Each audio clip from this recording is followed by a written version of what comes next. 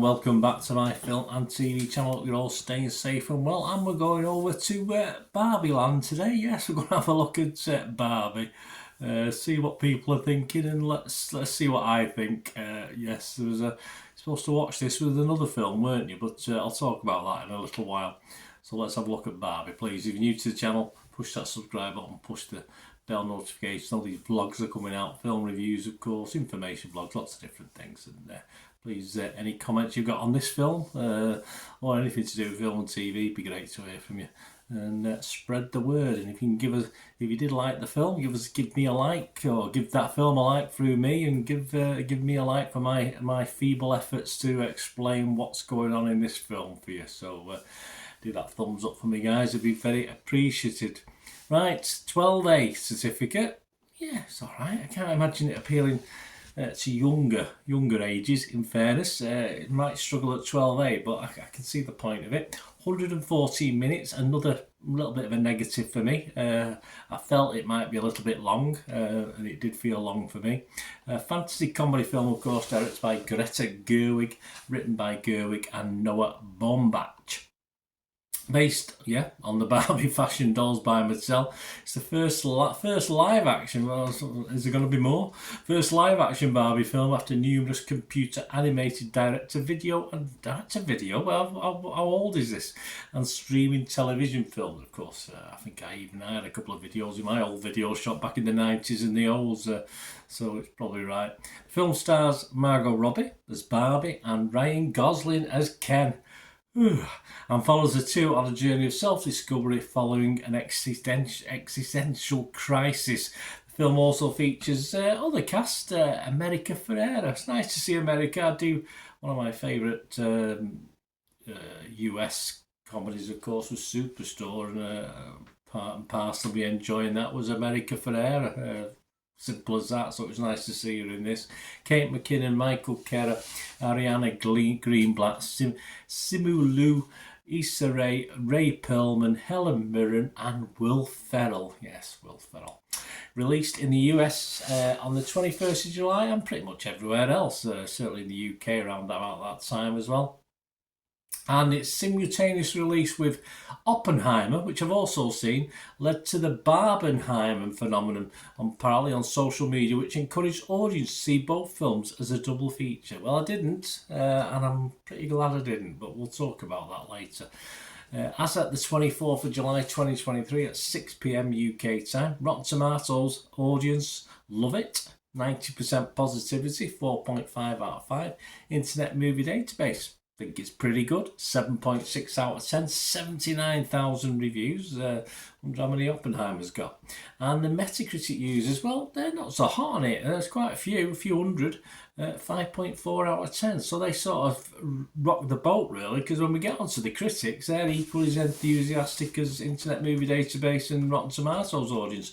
Rotten Tomatoes itself, 91% positivity, 322 critics, 8.1 out of 10, 291 fresh and 30 rotten.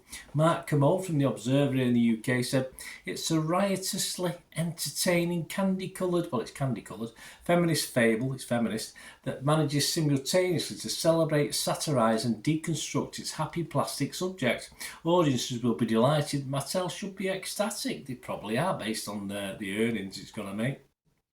Kevin Mayer from The Times in the UK said, what a gorgeous and fascinating mishmash this is. Well, it's a mishmash anyway. Christian Lemire from RogerEbert.com. Barbie director and co-writer Greta Gerwig's Summer Splash is a dazzling achievement. Both technically and in tone, it's a visual feast that succeeds as both a gleeful escape and a battle cry. Oh, yes, it's a bit of a wear. The battle cry wears a little bit thin. Yes, it is visual feast, I'll give it that. you want to live in a Barbie world, it's a visual feast. Simple as that. The website's consensus: Barbie is a visually dazzling comedy whose meta humour is smartly complemented by subversive storytelling. Yeah, I'll have the subversive, boring storytelling element anyway. Metacritic uses an average, of course, as they all do. 80 out of 100, so they like it as well. That's 64 critics, 58 were positive, 5 were mixed, and just 1 negative. And it scored anywhere between 25, which was the negative, and 100. Yeah, I think it went from 25 up to 50 and then into 60s. So not a lot disliked it. Peter Bradshaw from The Guardian, he gave it 60. He said it's entertaining and amiable, but with a softcore pulling of punches, lightly ionised, celebrity nostalgia for a toy that still exists right now. So I always preferred Cindy. I'm from the UK. I'm sorry guys if you're from the US, but Cindy was always better. It's more down to earth. But of course we all know that Barbie eventually ousted Cindy, didn't she? I think they took the firm over, didn't they? And then just got rid of Cindy. Simple as that. Mean. I wouldn't have minded seeing Cindy in this actually. That would have been a nice little slant. Might have made for a better film. Barbie and Cindy resurrecting herself over from the UK. I think that would have been I think I'll get on to the guys who've done it and tell them there's an idea for you. How about that? Might be more interesting. Justin Chang give it 80s from the LA Times. He said, whatever you think of Barbie, the mere existence of this smart, funny, conceptually playful, sartorial, dazzling comic fantasy speaks to the irreverent wit and metacritical sensibility of its director. Okay, so I mean, it's good. Right, my little thoughts. I think you get the gist. I'm not as impressed as everyone else on this, and I'm not. I struggled. As far as watching this and Oppenheimer together, which was an unusual request in itself, and based on watching them separately, I'm glad I did watch them separately. I think I might have been near to, at least dozing off, at worst doing something else to myself if I watched them both together. The Ryan Gosling Ken moments for me, awful, absolutely awful. They just rarely work. I just don't think. I just thought Ryan. No, I don't usually mind Ryan Gosling. I just don't think it worked as Ken, and the script and the part he played, etc. Just didn't work for me. Simple as that. It only really delivers for me when Robbie or Ferrer are on the screen, and if Ryan's on there as Ken, then it brings their parts down as well. It's just a bit of a damp squib his part, and obviously you probably say 40% of the film involves Ken. It's a big chunk. I was getting a little tired. I like the initial cuteness, I like the initial humour, of course. It's quite funny to watch Barbie and waking up and being nice to everyone. Then it all starts to go wrong, which is quite funny and cute. But then I started to get a little bit bored, and then I thought, this is better, because our two heroes go over to the real world. And I thought, this might be interesting, but unfortunately they don't stay there long. I think it might have been a bit better if they stayed in the real world a little bit longer and a few more problems. But I'd say once he got over there, it did wear thin a little bit quickly. Even Will Ferrell only rescued it for perhaps 2 or 3 minutes for me, and then I got a little bit bored with him as well. And I found it all a little bit tedious. Though not empty of humour, I did smile occasionally. I did force myself to keep on watching without falling asleep. But the comedy was little and far between as the film progressed.